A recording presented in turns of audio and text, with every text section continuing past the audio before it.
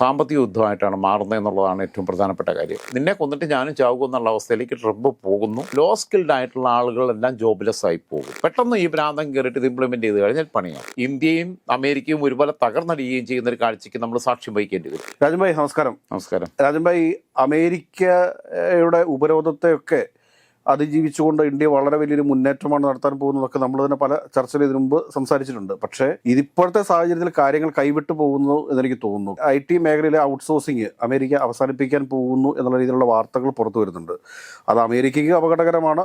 പക്ഷേ അതിനേക്കാളൊക്കെ അപ്പുറത്തായ ഏറ്റവും വലുതായിട്ട് ബാധിക്കാൻ പോകുന്നത് IT പ്രൊഫഷണലുകളെയാണ്. കേരളത്തിലെ ഇൻഫോ പാർക്കും ടെക്നോ പാർക്കിനും ഒക്കെ ഇതൊരു പ്രശ്നമായിട്ട് തീരാനുള്ള സാധ്യതകളില്ലേ? അതായത് ഒരു മൂന്നാം ലോകമഹായുദ്ധം ഉണ്ടാവുകയാണെങ്കിൽ അത് വെള്ളത്തിന് വേണ്ടി ആകുമായിരുന്നു എന്നായിരുന്നു മുമ്പ് പറഞ്ഞിരുന്നത്. അതേപോലെ തന്നെ മൂന്നാം ലോകമഹായുദ്ധത്തിന്റെ വക്കിലേക്ക് ഇന്ത്യ പാകിസ്ഥാൻ സംഘർഷം നീങ്ങുമോ എന്നുള്ളത് സംശയം ഒരു ഘട്ടത്തിലുണ്ടായിരുന്നു. യുക്രൈൻ റഷ്യൻ സംഘർഷം അങ്ങനെ മാറുമോ എന്നുള്ളൊരു ഭയം ഒരു വശത്തുണ്ടായിരുന്നു. ജപ്പാൻ ഉത്തര കൊറിയ വിഷയവും അതിൻ്റെ ആ ഒരു ത്രെട്ടായിട്ട് നിന്നിരുന്നു. ഇസ്രായേൽ ഇതോ ബാക്കിയുള്ളതോ ഒന്നും പറഞ്ഞാൽ അങ്ങനെ ഇല്ല. കാരണം എന്ന് വെച്ചാൽ മറ്റവരെല്ലാവരും കൂടെ കിരങ്ങി നിരങ്ങുമെന്ന് പറയാം, ഇറാഖിന് നിരങ്ങിയ പോലെ. താലിബാൻ അഫ്ഗാനിസ്ഥാനത്തിൽ വന്നപ്പോൾ അവരെ ആദ്യം തുരത്തി വിട്ടപ്പോഴും ആ പ്രശ്നം ഉണ്ടായിരുന്നില്ല. പക്ഷേ ഇത് ജലത്തിന് വേണ്ടിയിട്ടല്ല, ഇത് വലിയ സാമ്പത്തിക യുദ്ധത്തിലേക്ക് മൂന്നാം ലോകമഹായുദ്ധം എന്ന് പറഞ്ഞാൽ സാമ്പത്തിക യുദ്ധമായിട്ടാണ് മാറുന്നത് എന്നുള്ളതാണ് ഏറ്റവും പ്രധാനപ്പെട്ട കാര്യം. ഏറ്റവും പ്രധാനമായിട്ടെന്ന് പറഞ്ഞു കഴിഞ്ഞാൽ ഉദാഹരണം പറഞ്ഞുതരാം. ഏതാനും വർഷങ്ങൾക്ക് മുമ്പാണ് ദില്ലിയിലെ ഒരു ഒരു ശർമ്മയോ ഒരു പെണ്ണ്, അവിടുത്തെ യുവമോർച്ചയുടെ സംസ്ഥാന അധ്യക്ഷ പ്രവാചകനെ നിന്ദിച്ചു എന്ന് പറഞ്ഞിട്ടുള്ള ആക്ഷേപം വന്ന സമയത്ത് ഇന്ത്യക്ക് താക്കീത് നൽകിക്കൊണ്ട് അറബ് രാജ്യങ്ങളുടെ ഗൾഫ് രാജ്യങ്ങളിലുള്ള നമ്മുടെ സ്ഥാനപതികളെ അവർ വിദേശകാര്യ വകുപ്പ് വിളിച്ച് അവർ അതിനകത്തുള്ള പ്രതിഷേധം അറിയിച്ചത്. അന്ന് എല്ലാവരും കരുതി ഇന്ത്യക്കാർക്കൊക്കെ വലിയ പ്രശ്നമാകുന്നു. അന്ന് നമ്മൾ പറഞ്ഞതെന്ന് വെച്ച് കഴിഞ്ഞാൽ ഒന്നും ചുക്ക് ചെയ്യാൻ പറ്റത്തില്ല. കാരണം അറബ് രാജ്യങ്ങളിൽ മികച്ച ഡോക്ടേഴ്സിനുള്ളതെന്ന് പറയുന്നത് ആകെ ഈജിപ്ഷ്യൻസ് മാത്രമാണ്. ബാക്കിയുള്ളവർ ഇപ്പം നമ്മുടെ ഇവിടെ ബൾഗേറിയയിലും ഉക്രൈനിലും ചൈനയിലും ഒക്കെ പോയിട്ട് അവിടെ മെഡിക്കൽ ഗ്രാജുവേഷൻ കഴിഞ്ഞാലും ഇവിടെ വന്നിട്ട് എലിജിബിലിറ്റി ടെസ്റ്റ് IMA പാസ്സായതിനു ശേഷം മാത്രമേ ഇവിടെ ആയിട്ട് പ്രാക്ടീസിങ് തുടങ്ങാൻ പറ്റും. മെഡിക്കൽ കൗൺസിൽ ഓഫ് ഇന്ത്യയുടെ ടെസ്റ്റ് പാസ്. അതിന്റെ ഒക്കെ ഒരു സക്സസ് റേറ്റ് എന്ന് പറയുന്നത് വളരെ 2.49% കണ്ടാണ്. 1.49 അതായത് അതിന്റെ സക്സസ് റേറ്റ് ഒക്കെ വളരെ കുറവാണ്. അതെ, കാരണം അവിടെ എന്ന് വെച്ചാൽ ഇവിടെ നമ്മൾ ഡെഡ് ബോഡി വെച്ചിട്ടാണ് നമ്മൾ അല്ലെങ്കിൽ ബാക്കിയുള്ളത് വെച്ചിട്ടാണ് ഇവർക്ക് കാര്യങ്ങൾ കാണിച്ചു കൊടുക്കുന്നുണ്ടെങ്കിൽ ആനിമേഷൻ വെച്ചിട്ട് അതേപോലെ തന്നെ ഡെമ്മി വെച്ചിട്ടൊക്കെയാണ് പരിപാടി കാണിക്കുന്നത്. അപ്പോൾ ഇവിടെ വന്നിട്ട് ഇവർക്ക് ഇതെന്താണെന്ന് പോലും അറിയത്തില്ല. നേഴ്സ് ആകുമ്പോഴും ക്വാളിറ്റി ഇല്ലാതെ വരുന്നത്. അങ്ങനെ ഉള്ളൊരവസ്ഥ ഗൾഫിലുണ്ടാകുമ്പം ഗൾഫിലെ മെഡിക്കൽ ഫീൽഡിലെ മൊണോപ്പൊളി എന്ന് പറയുന്നത് ഒന്ന് ഇന്ത്യൻസിലാണ്. ഡോക്ടേഴ്സ് എന്ന് പറഞ്ഞാൽ സ്കിൽഡ് ഡോക്ടേഴ്സ് മുഴുവൻ ഇന്ത്യൻസാണ്. അത് ഗൾഫിൽ നല്ല പല രാജ്യങ്ങളിലും അങ്ങനെ തന്നെയാണ്. നമ്മുടെ രാജ്യത്തെ ആളുകളുടെ കഴിവിനെ നമുക്ക് വളരെ ഉയർന്നു കാണേണ്ടതുണ്ട്. രണ്ടാമത്തേന്ന് പറഞ്ഞാൽ നേഴ്സസിനെ യൂറോപ്പിലും അമേരിക്കയിലോ ബാക്കിയെടുത്തോ, അമേരിക്കയ്ക്ക് പിന്നെയും പല സോഴ്സുകളുമുണ്ട്. ഇവർക്ക് നമുക്കൊരു ഉപരോധം ഏർപ്പെടുത്തി കഴിഞ്ഞാൽ ഗൾഫ് രാജ്യങ്ങളുടെ വെട്ടി തീർന്നു, അവരുടെ മെഡിക്കൽ ഫീൽഡ് തീർന്നു. അതേപോലെ തന്നെ ഗൾഫ് രാജ്യങ്ങളിൽ നിന്ന് പലരും ചീപ്പ് ട്രീറ്റ്മെൻറ്റ് വരുന്നത് ഇന്ത്യയിലേക്കാണ്, കേരളത്തിൽ വരെ വരുന്നുണ്ട്. അത്രയും സാമ്പത്തികമായ ശേഷിയുള്ളവരാണ് അങ്ങോട്ട് പോകുന്നത്. അപ്പം ആ രീതിയിലുള്ള ഒരു സംവിധാനം ഇല്ലാതാവുന്നു എന്നുള്ളതാണ്. ഇവിടെയും വരുന്നത് രണ്ടു കൂട്ടരും സഫർ ചെയ്യേണ്ടി വരും. അതായത് ഞാനും സിബി തമ്മിൽ തല്ലി രണ്ടുപേരും അങ്ങ് ചാകാൻ തീരുമാനിക്കുക. നിന്നെ കൊന്നിട്ട് ഞാനും ചാകുക എന്നുള്ള അവസ്ഥയിലേക്ക് ട്രംപ് പോകുന്നു എന്നുള്ളതാണ്. ഇവിടെ ചൈന ചാമ്പ്യന്മാരായിട്ട് മാറാനുള്ള സാധ്യതയുണ്ട്. ചൈനയുടെ ഉച്ചകോടിക്ക് പോയി കഴിഞ്ഞപ്പം ഇവരുടെ രണ്ടുപേരെയും കൂടെ നടക്കുമ്പോൾ ട്രംപ് വരല്ലോ എന്നാണ്. അങ്ങേർക്ക് ഒന്നുകൂടെ ഭ്രാന്ത് അങ്ങ് കൂടി. അപ്പോഴാണ് ഈ സംഭവം വരുന്നത്. ഇത് ഒരു അപ്രഖ്യാപിത സാമ്പത്തിക ഉപരോധത്തിലേക്കാണ് നീങ്ങുന്നത്. കാരണം പുള്ളിയും ഭാഷക്കാരനാണ്. മോദി ഒരു സൈലന്റ് അച്ചീവറുമാണ്. മറ്റേയാൾ എല്ലാം വിളിച്ചു പറഞ്ഞ് നടക്കുന്നതാണ്. പിന്നെന്ന് വെച്ചാൽ മോദിയുടെ, ഞാൻ പറഞ്ഞല്ലോ, നൊബേൽ പ്രൈസ് ഫോർ പീസ് എന്നുള്ളതായിരുന്നു പുള്ളിയുടെ ലക്ഷ്യം. ആ ലക്ഷ്യം ഇന്ത്യ തകർക്കുന്നു എന്നുള്ള സാധനം വരുന്നു. അങ്ങനെ തകരുന്നു എന്നുള്ള സ്ഥിതി വരുമ്പോഴത്തേക്ക് ഇപ്പോൾ ഉക്രൈനുമായിട്ടുള്ള വിഷയത്തിനകത്ത് ഇന്ത്യയും ഫ്രാൻസും എല്ലാം കൂടെ കൂടിയിട്ട് വേറെ ഒരു കൂടിയാലോചനയിലേക്ക് പോകുന്നു. അത് മോദിക്ക് പേഴ്സണൽ അച്ചീവ്മെൻ്റ് ആണ് പുള്ളി ടാർഗറ്റ് ചെയ്യുന്നത്, US-ൻ്റെ അച്ചീവ്മെൻ്റ് അല്ല. ഇതിൻ്റെ എല്ലാം മുമ്പിൽ കണ്ടിട്ടാണ് പുള്ളി കഴിഞ്ഞ ദിവസം അവിടെ ബിസിനസ്സുകാർ, മൈക്രോസോഫ്റ്റിൻ്റെ സ്ഥാപകൻ ബിൽഗേറ്റ്സ് ഉൾപ്പെടെയുള്ളവർ ആകെ ഒഴിവാക്കിയത് ഇലോൺ മസ്കിനെ മാത്രമാണ്. അപ്പോൾ ഇലോൺ മസ്കും പുള്ളിയും തമ്മിൽ, കാരണം രണ്ടിലേതോ ആർക്കാണ് കൂടുതൽ വട്ടം എന്നുള്ള കാര്യത്തിൽ ഗവേഷണം നടത്തേണ്ടി വരും. അവർ തമ്മിൽ പണങ്ങിപ്പോയി. എന്നെക്കാളും വലിയ വട്ടം ഈ ലോകത്ത് വേണ്ട എന്നുള്ളതാണ്, US വേണ്ട എന്നുള്ളതാണ് ട്രംപിൻ്റെ തീരുമാനം. അവിടെ മൈക്രോസോഫ്റ്റിൻ്റെ സ്ഥാപകനായിട്ടുള്ള ബിൽഗേറ്റ്സ്, ആപ്പിളിൻ്റെ CEO ടിം കുക്ക്, മെറ്റയുടെ CEO മാർക്ക് സുക്കർബർഗ്, ഇവരെല്ലാം ഉള്ള കൂട്ടത്തിൽ ഇന്ത്യയിൽ നിന്ന് പോയിട്ടുള്ളത് ആൾക്കാർ ആരൊക്കെയാണ്? ഒന്ന് ഗൂഗിളിൻ്റെ CEO ആയിട്ടുള്ള സുന്ദർ പിച്ചെ, അതേപോലെ തന്നെ മൈക്രോസോഫ്റ്റിൻ്റെ CEO ആയിട്ടുള്ള സത്യ നദല്ലേ, മൈക്രോ ടെക്നോളജീസിൻ്റെ CEO ആയിട്ടുള്ള സഞ്ജയ് മെഹ്റോത്ത, ടിപ്കോ ചെയർമാൻ വിവേക് രൺദിവെ, പലാന്തിർ CTO ശ്യാം ശങ്കർ തുടങ്ങിയവരാണ് വിശിഷ്ടാതിഥികളായിട്ടുള്ള ഇന്ത്യൻ വംശജർ. ഇവിടെ ജിം എന്നൊക്കെ പറഞ്ഞ ഗ്ലോബൽ ഇൻവെസ്റ്റേഴ്സ് മീറ്റ്, അത് മാറി മാറി വരുന്ന സർക്കാരുകൾ കാലാകാലങ്ങളിൽ കാണിക്കുന്ന ഒരു കലാപരിപാടി മാത്രമാണ്. അല്ലാതെ ഇവിടെ ഒരു ഇൻവെസ്റ്റ്മെൻറ്റും വരുന്നില്ല, ആരും ഇൻവെസ്റ്റ് ചെയ്യുന്നില്ല. ഇവിടെ ഉള്ളവൻ തന്നെ പുറത്താണ് പോയിട്ട് ഇൻവെസ്റ്റ് ചെയ്യുന്നത്. അതാണ് സ്ഥിതി.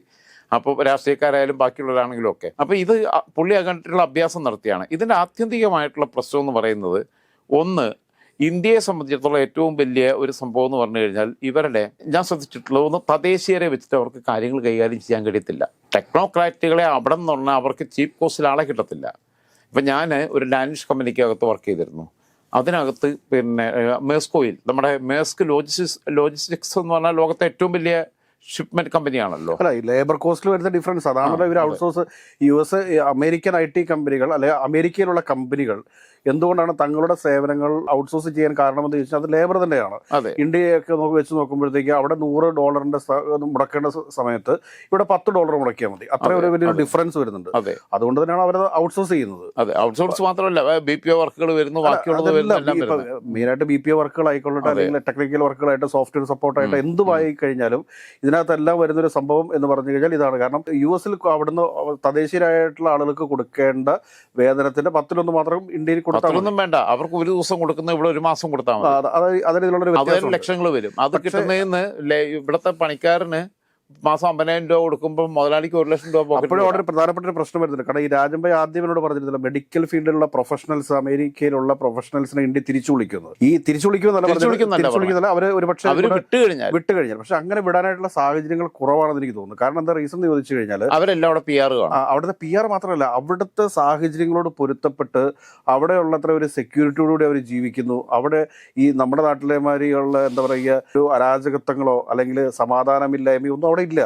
എനിക്ക് തോന്നുന്നു അവിടുത്തെ ഒരു കാലാവസ്ഥയോട് പൂർണ്ണമായിട്ടും യോജിച്ചുകൊണ്ടാണ് അവർ താമസിക്കുന്നത്. അപ്പോൾ എനിക്ക് തോന്നുന്നു ഏതൊരു ഏജൻസിയുടെ ഈ അടുത്ത ദിവസം ഞാൻ ഒരു പുസ്തകത്തിൽ വായിച്ചതാണ്. അതിൽ പറയുന്നത് എന്താണെന്ന് വെച്ചാൽ, വിദേശ രാജ്യത്ത് സെറ്റിൽഡ് ആയിട്ടുള്ള ആളുകൾക്കൊന്നും ഇന്ത്യയിലേക്ക് തിരിച്ചു വരാൻ താല്പര്യമില്ല. ഇന്ത്യയേക്കാൾ മെച്ചപ്പെട്ട, ഞാനൊരു ഇന്ത്യക്കാരനാണ് എന്നുള്ളത് ഞാൻ അഭിമാനിക്കുന്നു. ഇന്ത്യയിൽ തന്നെ താമസിക്കാനും ജീവിക്കാനും മരിക്കാനും ആഗ്രഹിക്കുന്ന ഒരുത്തരാണ് ഞാൻ. പക്ഷേ എങ്കിലും ഇന്ത്യയിൽ നിന്ന് പുറത്തേക്ക് പോയിട്ടുള്ള ആളുകളുടെ ഒരു മൈൻഡ് റീഡിങ് നടത്തി ഒരു ലേഖനമായിട്ട് അത് പുറത്തു വരുമ്പോൾ, ഇന്ത്യയിൽ നിന്ന് പുറത്തേക്ക് പോയിട്ടുള്ള, ഈ അടുത്ത കാലത്ത് പുറത്തേക്ക് പോയിട്ടുള്ള വിദ്യാർത്ഥികൾ വരെ ഇന്ത്യയിലേക്ക് തിരിച്ചു വരാൻ ഇവിടെ പഠിക്കാൻ താല്പര്യപ്പെടുന്നു. അവര് ഇന്ത്യയുടെ സിസ്റ്റത്തെ എല്ലാം അവർ നിശ്ചിതമായിട്ട് വിമർശിക്കുകയാണ്. ഇവിടുത്തെ എല്ലാ അതിന് കാരണമുണ്ട്. ഇപ്പൊ നമ്മൾ നാളെ, ഇപ്പൊ സിബി നാളെ ഇപ്പൊ ഓണക്കാലമാണ്, അവധിയാണ്. നാളെ ഭാര്യയും പിള്ളേരെയും കൊണ്ട് ഒരു യാത്ര പ്ലാൻ ചെയ്ത് എല്ലാം സെറ്റാക്കിയിട്ട് ഇവിടുത്തെ കാര്യങ്ങളെല്ലാം തീർത്തിട്ട് പോയിട്ട് പാതിരാത്രി കിടന്ന് രാവിലെ എഴുന്നേറ്റ് പോകാൻ നേരത്തായിരിക്കും ഉച്ചയാകുമ്പോൾ നിങ്ങൾ ഇവിടുന്ന് പോകാൻ പ്ലാൻ ചെയ്ത് കൊടൈക്കനാലിലോട്ടാണെന്നുണ്ടെങ്കിൽ നിങ്ങൾ ഇവിടുന്ന് പകുതി ദൂരം എത്തുമ്പോഴായിരിക്കും അപ്രഖ്യാപിതമായിട്ടൊരു ഹർത്താലോ ബന്ധോ വരുന്നത്. കഴിഞ്ഞു. അതാണ് അതിൻ്റെ ഒരു പ്രശ്നം എന്ന് പറയുന്നത്. അതുകൊണ്ടാണ് ആളുകൾ ഇവിടെ നിൽക്കാത്തത്.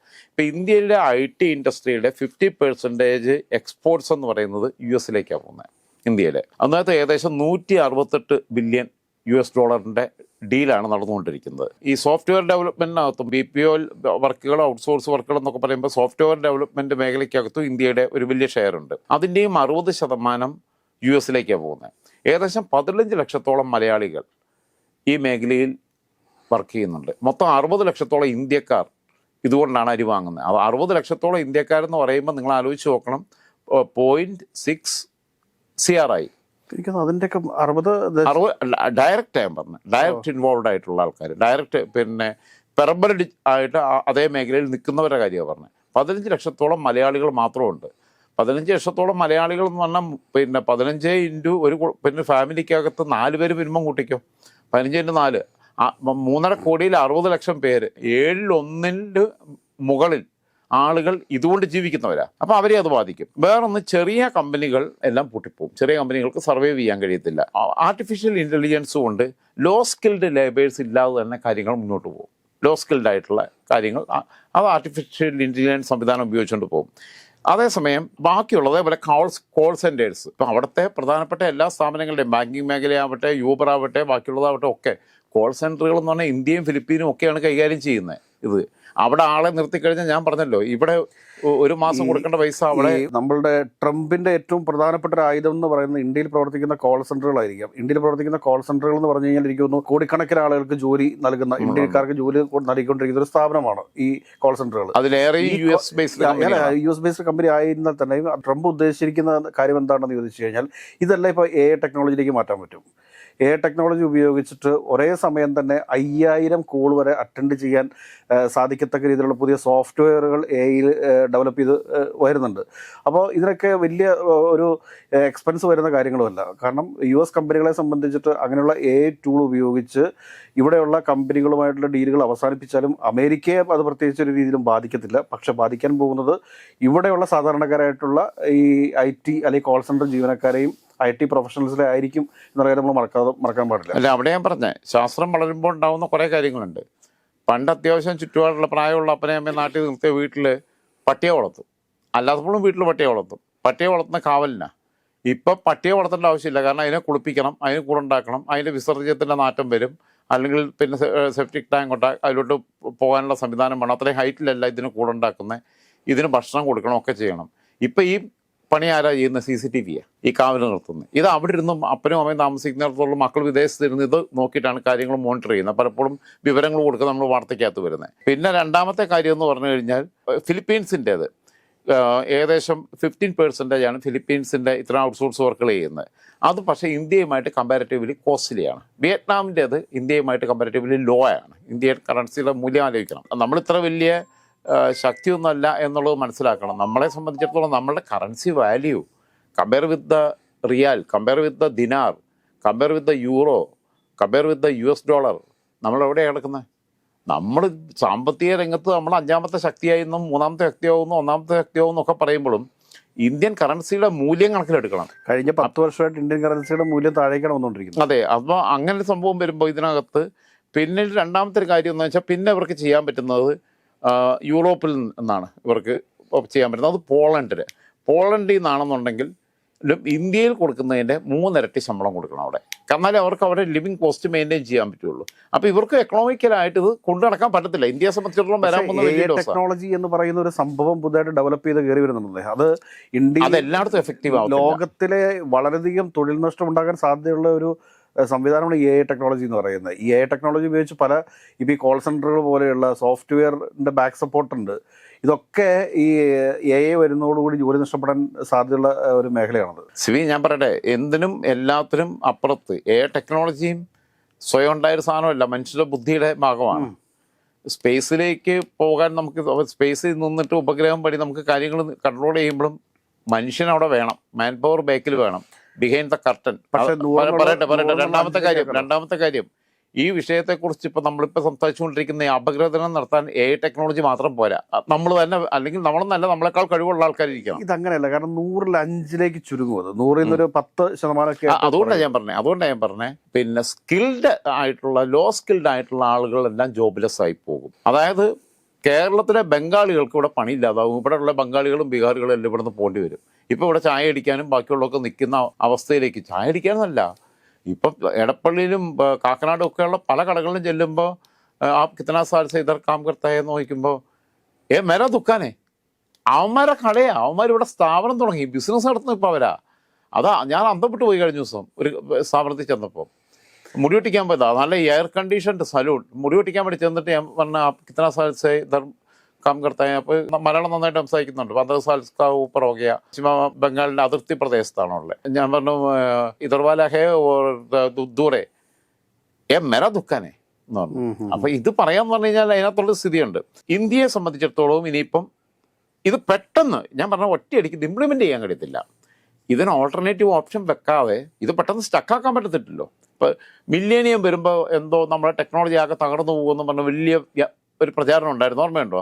നമ്മൾ ചെയ്തിട്ടുള്ള നിലവിലുള്ള നമ്മുടെ സോഫ്റ്റ്വെയറുകൾ ബാക്കിയുള്ളതെല്ലാം 2000 വരെയാണ് സെറ്റ് ചെയ്തേക്കുന്നത്. 2001ലേക്ക് 2000 ശേഷം അത് പിന്നെ പ്രശ്നമാകുമെന്നുള്ള അന്ന് 12 മണി ആകുമ്പോൾ എന്തോ ലോകാവസാനം ഉണ്ടാവും എന്നുള്ള രീതിയിലുള്ള പ്രചാരണം ഉണ്ടായിരുന്നത്. അപ്പം ഇതിനെ സർവൈവ് ചെയ്യും. പക്ഷേ ഇതിന് ഓൾട്ടർനേറ്റീവ് ഓപ്ഷൻ ഇല്ലാതെ പെട്ടെന്ന് ഒരു സുപ്രഭാതത്തിൽ പ്രഖ്യാപിച്ച് ചെയ്യാൻ പറ്റുന്നൊരു കാര്യമല്ല, പ്രിക്കോഷൻസ് എടുക്കാതെ. ഞാൻ ഒരു കാര്യം ഞാൻ ചോദിച്ചോട്ടെ. കാരണം ഇപ്പോൾ ഇന്ത്യൻ കമ്പനികളും US-ഉം ആയിട്ടാണ് കരാറുകളുള്ളത്. ഓക്കെ, US-ലുള്ള കമ്പനിക്ക് ഇന്ത്യയിലുള്ള കമ്പനികളുമായിട്ടാണ് ഈ ഔട്ട്സോഴ്സ്ഡ് എഗ്രിമെൻ്റ് ഉള്ളത്. ഇന്ത്യയിലുള്ള കമ്പനികൾ ഇവിടെയുള്ള സ്റ്റാഫുകൾക്ക് കൊടുക്കുന്ന സാലറി തുച്ഛമായിരിക്കും, വളരെ തുച്ഛമായിരിക്കും. അങ്ങനെയുള്ള ആളുകളെ ഇവിടെ നിന്ന് അമേരിക്ക ഡയറക്റ്റ് ഹയർ ചെയ്തിട്ട് ഉപയോഗപ്പെടുത്തിയാൽ എന്ത് ചെയ്യും? അങ്ങനെയാണെന്നുണ്ടെങ്കിൽ ഇന്ത്യക്ക് നഷ്ടം വരുന്നില്ല, ഇന്ത്യൻ കമ്പനികൾക്കേ നഷ്ടം വരുന്നുള്ളൂ. ഈ കമ്പനികൾക്ക് ലാഭം ഉണ്ടാക്കലല്ല, ഇവിടുത്തെ പൗരന്റെ ജീവിത നിലവാരം. ലോകത്തിന്റെ ഏത് ഭാഗത്തു നിന്നും ആളുകളെ ഹയർ ചെയ്യാൻ വേണ്ടിയിട്ട് അമേരിക്ക ശ്രദ്ധിക്കേണ്ട കാര്യം, അല്ല, അപ്പൊ വിദേശ നാണ്യം ഇങ്ങോട്ട് വരത്തില്ലല്ലോ. ഇന്ത്യൻ കമ്പനികൾ ഇന്ത്യയിൽ പ്രവർത്തിച്ചാൽ മാത്രമേ വിദേശ നാണ്യം ഇന്ത്യയിലേക്ക് വരത്തുള്ളൂ. അത് കമ്പനികളുടെ രൂപത്തിലാണെങ്കിലും വ്യക്തികളുടെ രൂപത്തിലാണെങ്കിലും വരത്തുള്ളൂ. ഇവിടെ നിന്നും അമേരിക്കയിലേക്ക് ഒരു എംപ്ലോയി പോകുന്ന ഒരു പോകാനായിട്ടൊരു സാധ്യത ഉണ്ടായാൽ അവിടെ PR ഓപ്പൺ ചെയ്ത് കൊടുത്തു IT പ്രൊഫഷണൽസിന്, അല്ലെങ്കിൽ കോൾ സെൻറ്ററിൽ പ്രവർത്തിച്ച് എക്സ്പീരിയൻസ് ഉള്ള, അതായത് അമേരിക്കയിൽ പ്രവർത്തിച്ചുകൊണ്ടിരിക്കുന്ന കമ്പനിയിൽ വർക്ക് ചെയ്തിട്ടുള്ള ആളുകൾ, ഇന്ന കമ്പനിയിൽ വർക്ക് ചെയ്ത് എക്സ്പീരിയൻസ് ഉള്ള 10 വർഷം എക്സ്പീരിയൻസ് ഉള്ള 5 വർഷം എക്സ്പീരിയൻസ് ഉള്ള ആളുകൾക്ക് നേരിട്ട് PR അപ്ലൈ ചെയ്യാം എന്ന രീതിയിൽ ട്രംപ് ഒരു തീരുമാനം എടുത്താൽ? ട്രംപ് അങ്ങനെ തീരുമാനത്തിലേക്ക് പോവില്ല. ആകെ ഈ മൈഗ്രേഷനെ പ്രോത്സാഹിപ്പിക്കുന്നതും അവർക്ക് സിറ്റിസൺഷിപ്പ് കൊടുക്കുന്നതിനകത്ത് ഏറ്റവും ഫ്ലെക്സിബിൾ ആയിട്ടുള്ള കാര്യങ്ങൾ കൊണ്ടുവരുന്നതും കാനഡയാണ്. കാനഡയെ സംബന്ധിച്ചിടത്തോളം അവർ മക്കളുള്ളവർക്കാണ് കൂടുതൽ കൊടുക്കുന്നത്. ഒരുപാട് നിയന്ത്രണങ്ങൾ കൊണ്ടുവന്നു. അല്ല, പോപ്പുലേഷൻ വർദ്ധിപ്പിക്കണം എന്നുള്ളത് കൊണ്ടാണ്. അവർക്ക് ഇനഫ് പോപ്പുലേഷൻ ഇല്ല. നമ്മളിവിടെ കുടുംബാസൂത്രണത്തെക്കുറിച്ച് ചർച്ച ചെയ്യുമ്പോൾ അവർ മക്കൾ കൂടുതലുള്ളവർക്ക് പ്രത്യേകിച്ച് പ്രയോറിറ്റി കൊടുക്കുന്നുണ്ട്. മക്കളില്ലാത്തവരോ അല്ലെങ്കിൽ അവിവാഹിതരോ ആയിട്ടുള്ളവർ കൊടുക്കുന്നതിനേക്കാൾ കൂടുതൽ പ്രയോറിറ്റി അവർ മക്കളുള്ളവർക്ക് കൊടുക്കുന്നുണ്ട് അവിടെ സിറ്റിസൺഷിപ്പിനുള്ള. അങ്ങനെ സംവിധാനം അവിടെ ഉണ്ട്. അപ്പം അതേസമയം അമേരിക്ക അങ്ങനെ പ്രൊമോട്ട് ചെയ്യുന്നില്ല അത്തരം കാര്യങ്ങളെ. അതുകൊണ്ടാണ് അവർ അവരുടെ പഴയ PR സിസ്റ്റത്തിനകത്ത് ഒക്കെ വ്യത്യാസം വരുത്തിയിട്ട് വിസകൾ കുറച്ചുകൂടി റിജിഡാക്കിയത്. Visa process H1 visa, H1B വിസയൊക്കെ കൊണ്ടുവന്നത് അമേരിക്ക അതുകൊണ്ടാണ്. അതിൻ്റെ ഭാഗമായിട്ട് അത് പെട്ടെന്ന് ലൂസാക്കാൻ കഴിയത്തില്ല. അത് അവരുടെ മുന്നോട്ടുള്ള ലക്ഷ്യത്തിൻ്റെ വഴിയാണ്. പിന്നെ സിബി പറഞ്ഞ പോലെ മറ്റു മാർഗങ്ങളുണ്ട്. ഇപ്പോൾ ഫിലിപ്പിൻ കമ്പനികൾക്ക് കൂടുതലായിട്ട് ഓർഡർ കൊടുക്കുന്നു. ഇവിടെ നിന്ന് ഇന്ത്യയിലുള്ള ആളുകൾ ഫിലിപ്പിനിൽ പോയി ജോലി ചെയ്യേണ്ട അവസ്ഥ വന്ന് ഇങ്ങനത്തെ അവസ്ഥ ആലോചിച്ച് നോക്കി. അപ്പോൾ ഇന്ത്യക്കാരന് ജോലി കിട്ടുമല്ലോ. ജോലി കിട്ടും, പക്ഷേ വിദേശ നാണ്യം എന്ന് പറയുന്ന ഒരു സാധനം ഇന്ത്യയിലേക്ക് വരത്തില്ലല്ലോ. അല്ല, ഇന്ത്യൻ കമ്പനിക്ക് അവൻ അവിടുന്ന് ഇന്ത്യൻ ദുബൈയിലേക്ക് ഷിഫ്റ്റ് ചെയ്യുന്നതായിരിക്കും. ഗൾഫ് രാജ്യങ്ങളിലേക്ക് അമേരിക്കൻ കമ്പനികളെല്ലാം അവരുടെ ഔട്ട്സോഴ്സിങ് കൂടുതലായിട്ടും ദുബായ് ബേസ് ചെയ്തിട്ടുള്ള കമ്പനികൾ കൊടുത്തിരിക്കുക. ഇവിടുന്ന് മലയാളി തന്നെ ആയിരിക്കണം അവിടെ പോയിട്ട് വർക്ക് ചെയ്യേണ്ടി വരിക. സിബി, ഇവിടെ ലുലു മാള് ഇവിടെ വന്നുകൊണ്ട് മലയാളിക്ക് പ്രത്യേകിച്ച് വലിയ ഗുണമൊന്നുമില്ല. ഞാൻ പറയട്ടെ, അതായത് ലുലു മാള് അല്ലെങ്കിൽ കിറ്റക്സോ ആകുമ്പോൾ ഇവിടെ പണി കിട്ടുന്നുള്ളതിൻ്റെ ഗുണമേ ഉള്ളൂ. അത് ഇവിടെ പണി കിട്ടിയാലും അവിടെ പണി കിട്ടിയാലും ആ പൈസ അവൻ ഇവിടെ എത്തിക്കുന്നത്. ഇവൻ അവിടെ പോയിട്ട് മൈഗ്രേറ്റ് ചെയ്ത് അവിടുത്തെ സിറ്റിസൺഷിപ്പ് എടുത്ത് അവിടെ സ്ഥലം മേടിച്ച് വീട് വെച്ച് അവിടെ താമസിക്കുകയല്ലേ ചെയ്യുന്നത്. ഇനി താമസിക്കുകയാണെങ്കിലും ഇന്ത്യയെ പോലുള്ള രാജ്യത്തിന് ഗുണം. അല്ല, അമേരിക്ക പോലുള്ള രാജ്യത്തേക്ക് പോയിട്ടുള്ള ആളുകൾ, അല്ലെങ്കിൽ ഓസ്ട്രേലിയ തിരിച്ചു വരുന്നില്ല, രാജ്യത്തേക്ക് പോകുന്ന ആളുകൾ, കാനഡയിലേക്ക് പോകുന്ന ആളുകൾ, ന്യൂസിലൻഡിലേക്ക് പോകുന്ന ആളുകൾ, അയർലൻഡ്, UK, അയർലൻഡ് ഇങ്ങനെയുള്ള സ്ഥലങ്ങളിലേക്ക് പോകുന്ന ആളുകളൊന്നും ഒരിക്കലും തിരിച്ചു വരുമെന്ന് എനിക്ക് തോന്നുന്നില്ല. അവരെല്ലാം ഇവിടെ നാട്ടിലെ തന്നെ, ഇപ്പം നമ്മുടെ നാട്ടുപ്രദേശം എടുത്ത് നോക്കുക, എല്ലായിടത്തും എത്രയോ വീടുകളാണ് പകുതി വിലയ്ക്ക് കിട്ടും.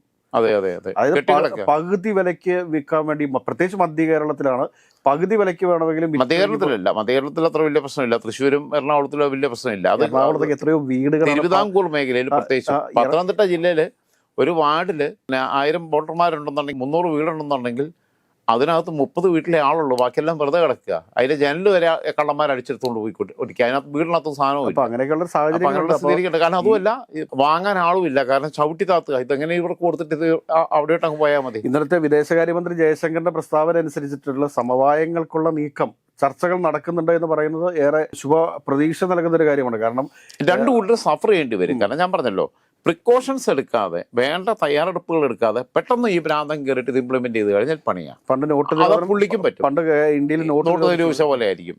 അപ്പം എക്കണോമിക് പോളിസിക്കകത്തെന്ന് പറഞ്ഞാൽ ഒരു വാറിലേക്ക് പോകാനുള്ള സെറ്റപ്പ് പോലുള്ള സംവിധാനമല്ല ഉണ്ടാവുന്നത്. അതിനെല്ലാവരും എപ്പോഴും വിജിലൻ്റ് ആയിട്ടിരിക്കും. പ്രത്യേകിച്ചും ഇപ്പം ഇന്ത്യയും പാകിസ്ഥാനും ഇന്ത്യയും ചൈനയും ഏതു സമയത്തും ഒരു യുദ്ധത്തിന് സന്നദ്ധരായിട്ട് നിൽക്കുന്നവരാ.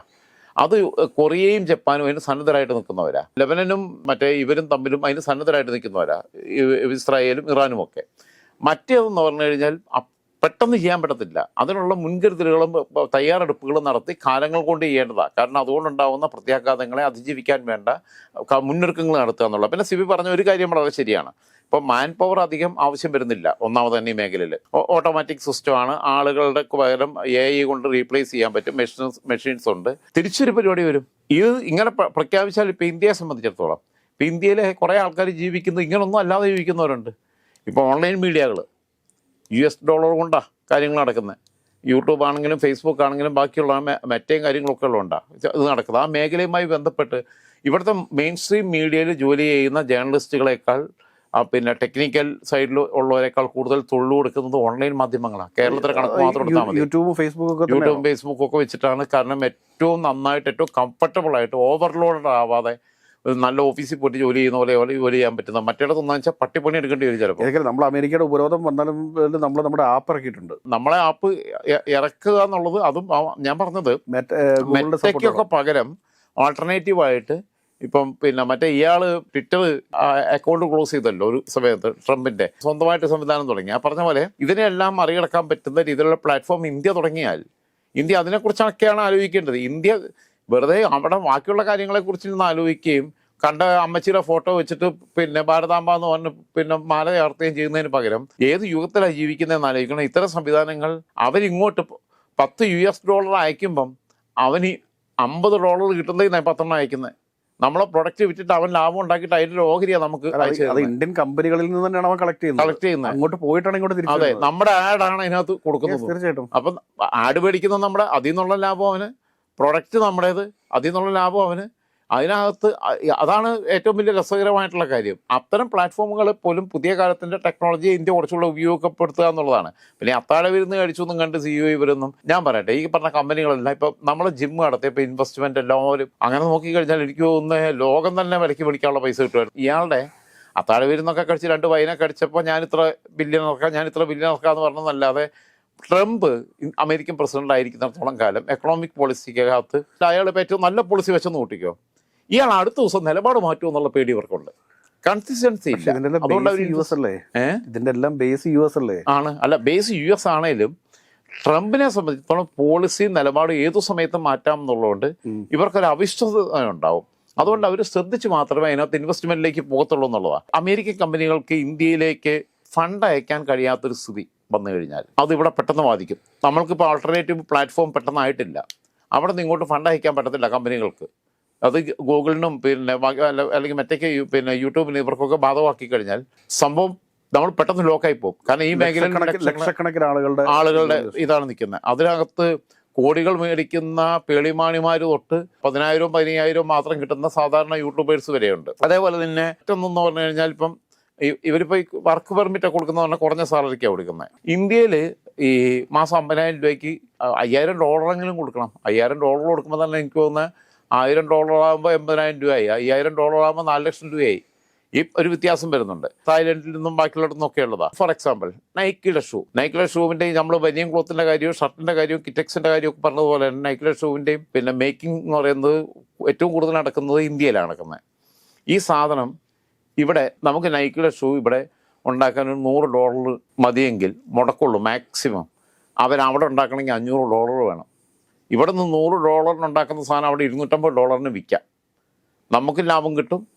പിന്നെ ഈ ലോജിസ്റ്റിക്സ് എക്സ്പെൻസ് കഴിഞ്ഞിട്ട് അവരുടെ ഔട്ട്ലെറ്റിൽ വിൽക്കുന്നവരുടെ ലാഭം ഒക്കെ കഴിഞ്ഞിട്ട് $250 വിൽക്കാൻ പറ്റും. അവിടെയാണെങ്കിൽ മേക്കിംഗ് കോസ്റ്റ് മാത്രം $500 വരും. അതാണ് പറഞ്ഞ ലേബർ കോസ്റ്റിൻ്റെ ഡിഫറൻസ് വരുന്നത്. അപ്പം എന്ന് വെച്ചാൽ ഇങ്ങേരും കുഴി കുടിക്കുകയാണ്. ഇതാണ് ചെയ്യാൻ പോകുന്നത്. ട്രംപ് ഒരു കുഴി കുടിക്കുന്നു. കുഴിക്കകത്തോടെ ട്രംപ് കുഴി ചാടാൻ പോകുകയല്ല, നമ്മളെയും പിടിച്ച് കൂടത്ത് ചാടിക്കുന്നു എന്നുള്ളതാണ്. നമ്മൾ പെട്ടുപോകും, നമ്മൾ സഫർ ചെയ്യേണ്ടി വരും എന്നുള്ളൊരു സാധനം ഇതിനകത്തുണ്ട്. പിന്നെ രണ്ടാമതെന്ന് വെച്ചാൽ നമ്മൾ ചൈനയെ കൂട്ടുപിടിക്കുന്നു എന്നുള്ളത് നമ്മളെപ്പോഴും ശ്രദ്ധിക്കേണ്ട കാര്യം. പാക്ക് നമുക്കെതിരെ ഉപയോഗിച്ചത് മുഴുവൻ തുർക്കിയുടെയും ചൈനയുടെയും സാധനങ്ങളാണ്. ലോകത്തെ കമ്പോളത്തിൽ ചൈനയ്ക്കെതിരെ ഒരു അപ്രഖ്യാപിത ഉപരോധം നിലനിൽക്കുന്ന സമയം, ഇന്ത്യ പോലും ചൈന സാധനങ്ങൾ പരമാവധി ഇങ്ങോട്ട് ഇമ്പോർട്ട് ചെയ്യാതിരിക്കുന്ന സമയമാണ്. അങ്ങനെ വരുന്ന സമയത്ത് അവർക്ക് വീണ്ടും ഒരു പുതുജീവൻ നൽകുകയാണ് ചെയ്യുന്നത്. അപ്പം നമ്മൾ പുട്ടിൻ്റെ കൂടെയും ചൈനയിലും കമ്പോളം ഇല്ല, റഷ്യയിലും കമ്പോളം ഇല്ല. റഷ്യയിൽ പിന്നെ കുറച്ചൊക്കെ ഏതാണ്ടുണ്ട്. ഇതല്ലാണ്ട് കമ്പോളം മെയിനായിട്ട് കിടക്കുന്ന അമേരിക്കയുടെയും UK യുടെയൊക്കെയാണ് കമ്പോളം ഉള്ളത്. ആ കമ്പോളത്തിലൊന്നും വിൽക്കാൻ സാധിക്കാതെ ചൈനയിൽ പോയിട്ടോ അല്ലെങ്കിൽ റഷ്യയിൽ പോയിട്ടോ അല്ലെങ്കിൽ ബംഗ്ലാദേശിൽ പോയിട്ടോ ഒന്നും ഒരു കാര്യം ഉണ്ടെന്ന് എനിക്ക് ഒരു കാര്യമില്ല. കാരണം എന്ന് വെച്ചാൽ അതൊക്കെ നമ്മൾ ഇപ്പൊ ഈ ശത്രുവിന്റെ ശത്രു മിത്രം എന്ന് പറഞ്ഞ പോലെ തൽക്കാലത്തേക്ക് തോളി കൈയിട്ട് പടമാക്കി വെക്കാം. ഒരു ഫ്രെയിം ഉണ്ടാക്കി വെക്കാം. ഞങ്ങൾ തോക്കില്ല, റഷ്യയും ചൈനയും ഇന്ത്യയും ചേർന്ന് കഴിഞ്ഞാൽ ഭയങ്കര ശക്തിയായി പോകും. ഒരു ശക്തിയാകുമെന്ന് എനിക്ക് തോന്നുന്നില്ല. ഇന്ത്യക്ക് ഇന്ത്യയുടേതായിട്ടുള്ള ശക്തി ഉണ്ടെന്നേ. അതല്ലാതെ കണ്ട റഷ്യയുടെയോ ചൈനയുടെ ഒന്നും പുറകെ പോകേണ്ട കാര്യമില്ല. കാരണം റഷ്യയുടെ കയ്യിൽ നിന്ന് ചൈനയുടെ കയ്യിൽ നിന്ന് ഇന്ത്യക്ക് എന്തെങ്കിലും നേട്ടം ഉണ്ടാവുമെന്ന് എനിക്ക് തോന്നുന്നില്ല. നമ്മളൊരു പ്രൊഡക്റ്റ് ഉണ്ടാക്കി ചൈനയ്ക്ക് കയറ്റി അയക്കാൻ പറ്റുമോ? അല്ല, നമ്മൾ ഏതെങ്കിലും ഒരു പ്രൊഡക്റ്റ് റഷ്യയിലേക്ക് കയറ്റി അയക്കാൻ വേണ്ടി പറ്റും. അതിപ്പോൾ ഇത്രയേ ഉള്ളൂ. ചിലർ കേരളത്തിലുണ്ടല്ലോ, ഒരു ദിവസം ഒരു മുന്നണിയിൽ പിറ്റേ ദിവസം വേറെ മുന്നണിയിൽ പോകുന്നതൊക്കെ പറഞ്ഞ പോലെയുള്ള ക്രെഡിബിലിറ്റി നഷ്ടപ്പെടുത്തുന്ന അവസ്ഥയിലേക്ക് ഇന്ത്യ പോവുക ചെയ്യുന്നത്. രാഷ്ട്രീയ പാർട്ടികൾ ക്രെഡിബിലിറ്റി നഷ്ടപ്പെടുത്തുന്ന അതേ രീതിയിലേക്ക് ഇന്ത്യ പോവുക എന്നുള്ളതാണ്. ഇത് പെട്ടെന്ന് ബ്ലോക്കായി കഴിഞ്ഞാൽ ലക്ഷങ്ങൾ മാസം വരുമാനം കിട്ടുന്ന IT പ്രൊഫഷണൽസ് ഉണ്ട്. ഇപ്പം നമുക്കറിയാം ഇൻഫോ പാർക്ക് ഉൾപ്പെടെയുള്ള സംവിധാനങ്ങൾ നമ്മളെ തിരുവനന്തപുരത്ത് ടെക്നോ പാർക്ക്, ബംഗളൂരുവിലും പിന്നെ ഹൈദരാബാദിലും ഒക്കെ അതിൻ്റെ ഏറ്റവും വലിയ ഹബ്ബുകളാണ്. ഈ ശമ്പളം കണ്ടിട്ട് കോടിക്കണക്കിന് രൂപയുടെ വലിയ ഫ്ലാറ്റും വലിയ കാറും ഒക്കെ എടുത്തിട്ടുണ്ട്.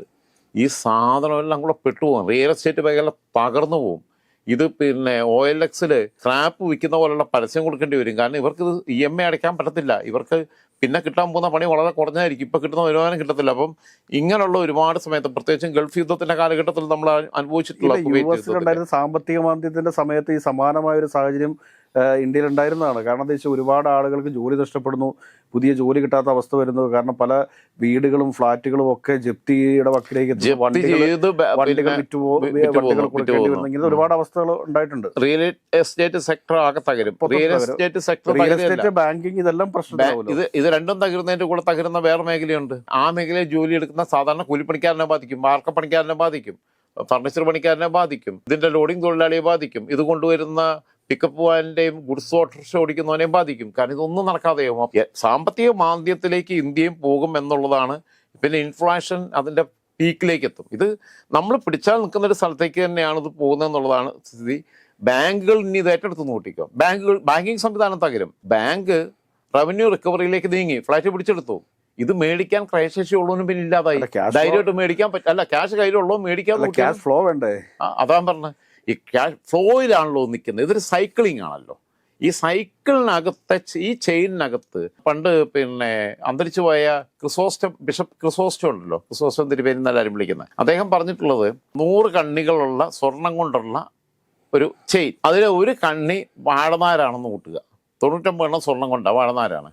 ഈ ചെയിൻ്റെ സ്ട്രെങ്ത് ആരാ തീരുമാനിക്കുന്നത്? ഈ സ്വർണം കൊണ്ടുള്ള കണ്ണിയല്ല, ഈ വാഴനാര് കൊണ്ടുള്ള കണ്ണിയാണ്. അത് സ്ട്രെങ്ത് അല്ല എന്നുണ്ടെങ്കിൽ കഴിഞ്ഞു. അപ്പം സമൂഹത്തിലെ ഏറ്റവും ദുർബലരായ മനുഷ്യരാണ് സമൂഹത്തിൻ്റെ ശക്തി നിർണ്ണയിക്കുന്നത്.